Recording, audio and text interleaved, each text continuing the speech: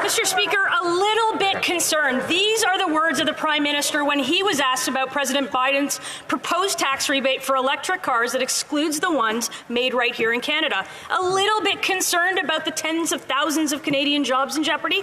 A little bit concerned about our second largest export. The Americans are walking all over this Prime Minister. And what is it going to take for him to show a lot of concern for the Canadians who are out of work because of his lack of courage? The Right Honourable Prime Minister.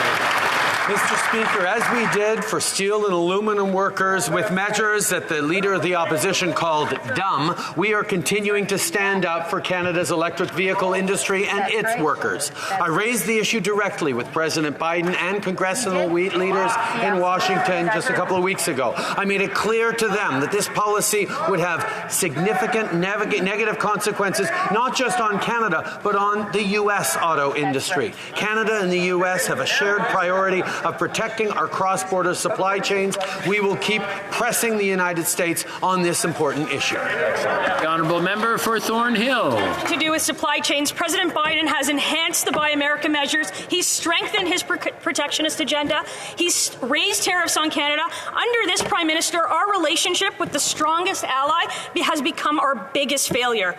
The Prime Minister went to Washington. He lost the fight on lumber. He lost the fight on farmers. He's about to lose the fight on auto workers, and he didn't even bother to put up a fight for the workers in the energy sector. Is the Prime Minister even trying anymore? The Right Honourable Prime Minister. Mr. Speaker, the member opposite should know that our auto sector is all about supply chains, and that's exactly what we've been working on with the United States to demonstrate to them at which point the integration between the Canadian and the American economy, the Canadian and American supply chains, is something that is important not just for Canadian jobs, but for American jobs as well. We stood up for steel workers. We stood up for aluminum workers, despite the capitulation proposed by the Conservative Party of Canada. We have continued to stand up for Canadians. We will continue to stand up for Canadian workers.